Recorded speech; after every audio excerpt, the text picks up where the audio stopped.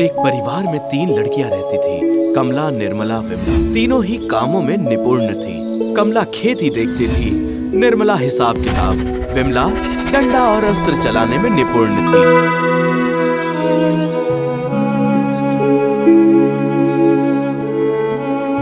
अरे ओ रामू, ये क्या कर रहे हो? क्या हुआ दीदी? मैंने तुम्हें कितनी बार समझाया है, 1 गज की दूरी पर पौधे लगाया करो। ओह हाँ, मैं तो भूल ही गया था दीदी, अभी करता हूँ। रामू, अगर पौधों का ख्याल नहीं रखोगे तो फिर वो भी अच्छे से बड़े होकर तुम्हें फल नहीं देंगे, समझे? समझ गया दीदी, समझ गया। दोबारा से गलती नहीं होगी। जाओ काम करो, जाओ।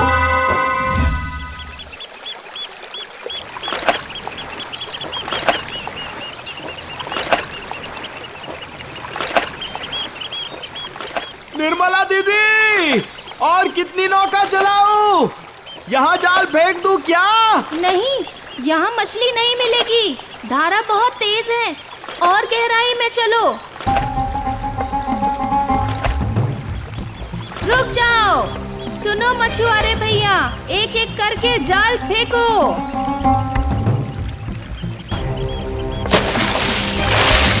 अब सभी ऊपर खींच लो। दीदी, जाल में मछलियाँ उछल रही है मछलियाँ। हिसाब समझे, हिसाब। परसों क्या हुआ था, कल क्या हुआ था, आज सुबह क्या हुआ था। अगर इन सभी का सही से हिसाब किया जाए तो आज दोपहर में क्या होगा उसका पता चल जाता है। जो भी हो, असल बात एक है रुपए का 10वां हिस्सा। मछली बेचने के बाद मेरा हिस्सा पहुंच जाना चाहिए। वो समय से पहुंच जाएगा दीदी, पहुंच जाएगा, चिंता मत करिए आप।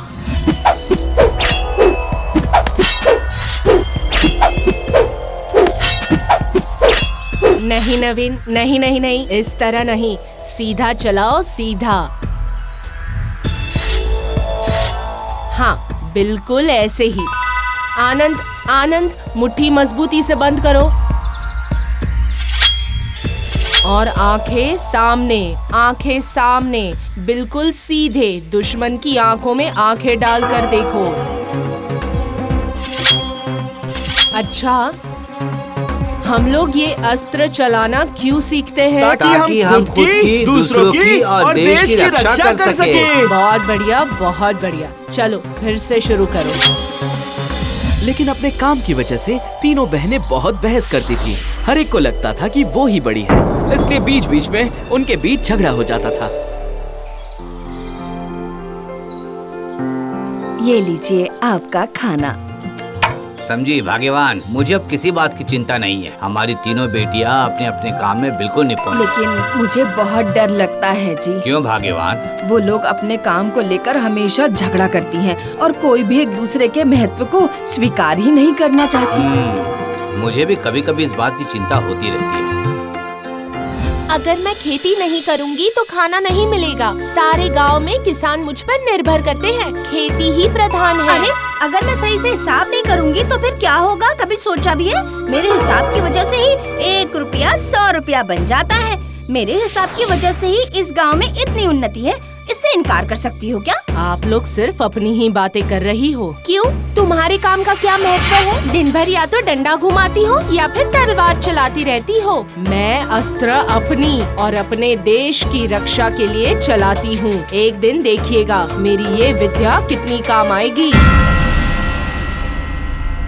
अरे, तुम लोग फिर से शुरू हो गई। अरे बस करो, कौन बड़ा है, इस वजह से हर वक्त एक दूसरे से झगड़ती रहती हो। क्यों करती हो ऐसा? देखो, तुम तीनों ही अपने अपने क्षेत्र में श्रेष्ठ हो। नहीं पिताजी, आज इस बात का फैसला होना ही चाहिए। बिल्कुल ठीक है, तो फिर आज से ही हम लोग ये साबित करने की कोशिश करते हैं कि कौन बड़ा है। कैसे? आज हम लोग घर से चले जाएंगे अपने भाग्य के अनुसार। उसके बाद ठीक 2 साल के बाद हम इसी दिन फिर से लौटकर यहाँ वापस आएंगे। क्यों?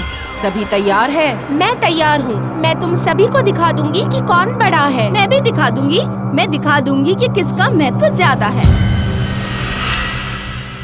देखते ही देखते 2 वर्ष बीत गए। आज वही दिन है जिस दिन उन तीनों ने लौटने का वादा किया था।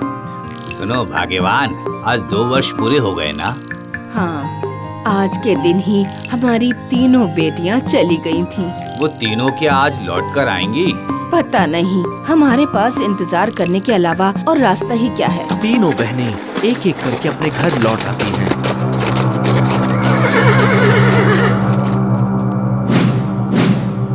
यहीं पर इंतजार करो, मैं थोड़ी देर में आती हूँ। सुनो, यहाँ इंतजार करो, मैं थोड़ी देर में आती हूँ। यहाँ इंतजार करो, मैं बस थोड़ी देर में आती हूँ। वाह बेटी, तुम तीनों वापस आ गई। हमें तुम लोगों की बहुत चिंता हो रही थी। हम लोग तो बेसब्री से तुम लोगों का इंतजार कर रहे थे बेटी। अब तुम लोग बताओ बेटी, तुम में से कौन क्या बना है, ताकि सुनकर हमारा सीना गर्व से चौड़ा हो जाए। पिताजी, मैं जमींदार की पत्नी हूँ। कई एकड़ जमीन मेरे नाम पर है, जिस पर साल भर मेरी बुद्धि से कई तरह की फसल की खेती होती है। मैं एक महाजन की पत्नी हूँ। मैं 1 रुपए हाथ में लेकर उसे 1 लाख कर सकती हूँ। जादू से नहीं, बल्कि मेरे हिसाब और विनियोग के तरीके से। मैं इस राज्य की महारानी हूँ। मेरी युद्ध विद्या और अस्त्र चलाने से राजा बहुत खुश हुए, इसलिए मुझे अपनी महारानी बनाया है। वाह अरे वाह, सच में तुम तो हम दोनों से बहुत बड़ी बन गई हो। तुम अभी महारानी हो, ये सोचकर बहुत खुशी हो रही है। साबित हो गया ना किसकी शिक्षा सबसे बड़ी है। अब मैं चलती हूँ।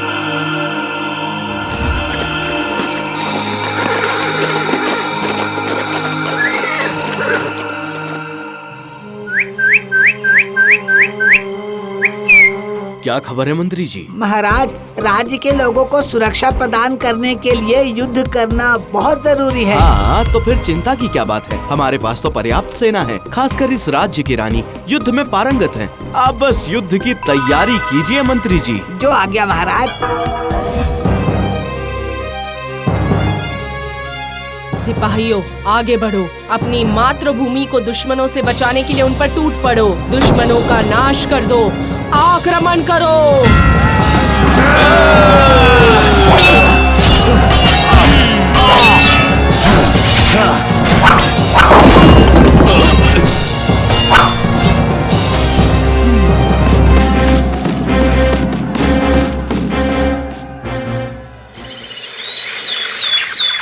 महाराज, युद्ध में जीत गए। महारानी ने अपनी सेना के साथ सारे दुश्मनों का पूर्ण विनाश कर डाला। महाराज, अब हमारा राज्य सुरक्षित है। लेकिन महाराज। लेकिन क्या मंत्री जी? युद्ध की वजह से राज्य को बहुत क्षति पहुंची है महाराज। जमीन बर्बाद हो गई है, फसल उग नहीं रही है, राजकोष में धन नहीं है, शून्य है। इस वक्त क्षतिग्रस्त लोगों का साथ देने के लिए उर्वरक और धन की बहुत जरूरत पड़ेगी। ये क्या कोई उपाय है? एक उपाय है महाराज। कैसा उपाय? मेरी 2 बहनें हैं। अगर वो लोग हमारी मदद करने के लिए मान जाए तो फिर उर्वरक और धन किसी चीज की कमी नहीं रहेगी। रानी, मुझे खुलकर बताइए आप। महाराज, मेरी बड़ी बहन कमला जमींदार की पत्नी है। कई एकड़ जमीन पर साल भर उनकी बुद्धि से कई तरह की फसल की खेती होती है। अगर वो अपनी उर्वरक हमें दे तो हमें उर्वरक की कमी नहीं होगी। और धन? मेरी दूसरी बहन निर्मला, वो महाजन की पत्नी है। हम लोग उनके पास जाकर धन के लिए प्रार्थना करेंगे। ठीक है, आप कोशिश करके देखिए रानी।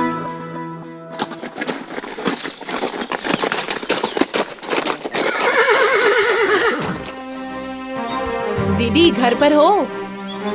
कौन? विमला? हाँ दीदी, मैं आपके पास राज्य के लोगों के लिए मदद मांगने आई हूँ। मुझसे? हाँ दीदी, एक दिन आपने ही कहा था अगर मैं खेती नहीं करूँगी तो किसी को खाना नहीं मिलेगा। युद्ध की वजह से जमीन बर्बाद हो गई है। आज मेरे राज्य के लोगों की खाने के बिना मरने की नौबत आ गई है, इसलिए कुछ दिनों के लिए खाने की जिम्मेदारी आप उठाओ। अपनी विद्या से जमीन को वापस खेती करने के लायक बना दो दीदी। मैं? हाँ दीदी, मुझे आज खेती का, उर्वरक का महत्व समझ आया है। मुझे माफ कर दीजिए दीदी, मैं तुम्हारी मदद करने के लिए तैयार हूँ।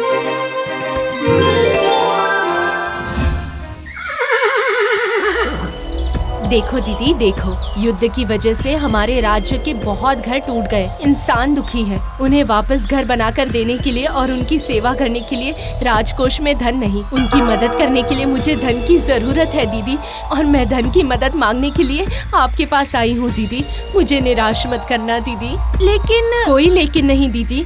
आपने अपने हिसाब और विनियोग के तरीके से जो धन संचय किया है, आज वो धन इस राज्य के लोगों की भलाई में लगेगा। उस दिन मैं ये समझ नहीं सकी दीदी। मैंने सोचा था कि सुरक्षा देने से सब हो जाएगा, लेकिन सभी चीजों के लिए धन की जरूरत पड़ती है। आप मुझे माफ कर दो दीदी, मुझे माफ करो। ठीक है, मैं तुम्हारी मदद के लिए तैयार हूँ।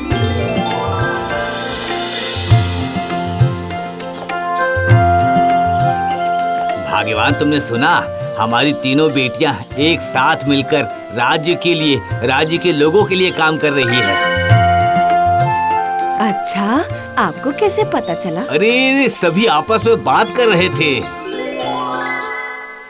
पिताजी, माँ, तुम लोग? आज हम तीनों बहनें आपका आशीर्वाद लेने आए हैं। हाँ पिताजी, हम समझ गए। हम तीनों बहनों का काम महत्वपूर्ण है। वाह, मैं यही तो चाहता था।